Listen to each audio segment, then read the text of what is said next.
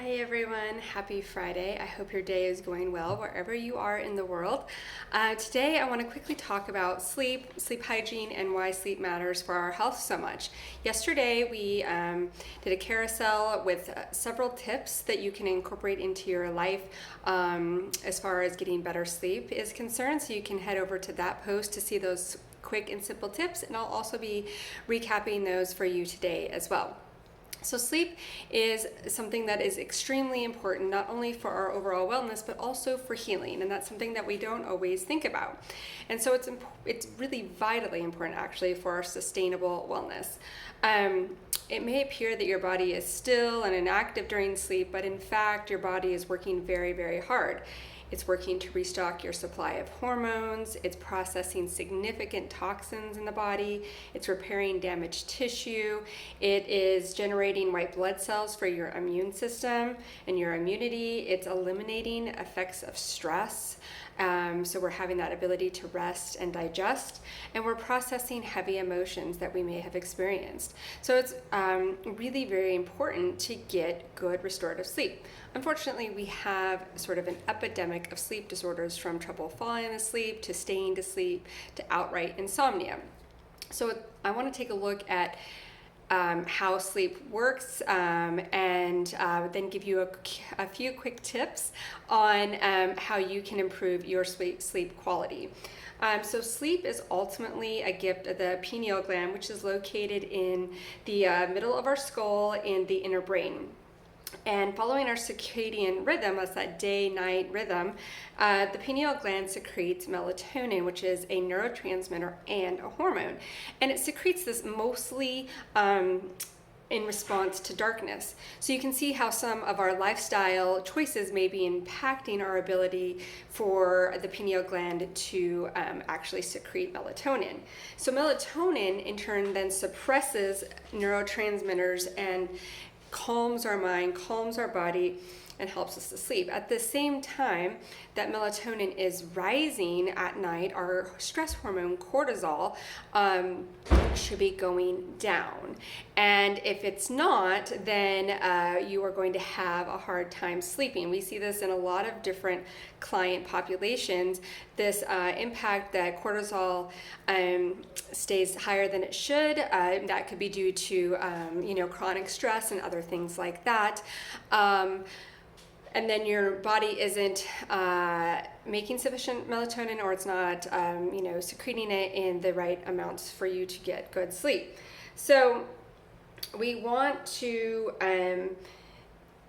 create habits and lifestyle choices that are helping us to get good sleep. And some of the things that can impact our sleep are things like loud TV shows, watching TV in general after dark. That's triggering your brain that it's still daylight outside, and you're going to have a hard time getting that release of melatonin. And then things like stressful conversations with your partner, or maybe doing a budget for the next month. These things that create stress and that are going to increase our stress hormones as well are going to impact our ability to get good sleep. So you kind of want to do those things outside of the evening hours, if at all possible. And there are some things that you can do to help improve your sleep. You're going to want to choose quieter evening activities that resonate with you. Maybe that's taking a bath, reading a book, maybe going through like a light walk around the block, around your neighborhood, hanging out with your pet. Pets are a great way to wind down and reduce your stress. Turn off full spectrum light at least 1 to 2 hours before bed. That includes your smartphones and your TVs. And if you're not going to do that, then I really encourage you to get blue light blocking glasses that can at least help reduce that impact. Avoid amping up your brain, like doing things like watching murder mysteries or really stressful shows that may get that brain going. Reading the news, scrolling Twitter at night. These are all things that are not helping you to get a good night's sleep. Make it quiet, but not too quiet. A lot of people really do well with a sound machine that's like a fan or white noise, maybe a little bit of rain, whatever sounds good to you and helps you sleep. Now, if you live in a noisy environment that you can't control the noise around you, then I really suggest that you get a custom pair of earplugs that you can wear that are going to help you sleep. And for those of us that, all of us expats, having that pair of really good ear plugs can be very helpful when we're transiting different time zones and on long plane rides and things like that as well. You're going to want to make the temperature, be mindful of the temperature. You don't want it too hot or too cold. And when there's an extreme temperature, that increases our stress hormone, which is going to promote wakefulness and is another impactful way that we're not getting good sleep. Having a relaxing nighttime ritual. I am a huge proponent of nighttime routines.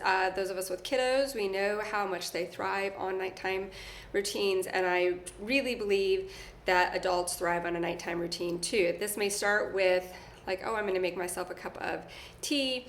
That could be valerian, lavender, passion flower, whatever works well for you, and that helps you to relax and sets the tone for the evening. Reading, journaling, whatever it is, but something that is a relaxing ritual at night. Epsom salt baths are a lovely addition to that as well. And then you're going to want to quiet your digestion. You want your body to have the ability to rest and digest.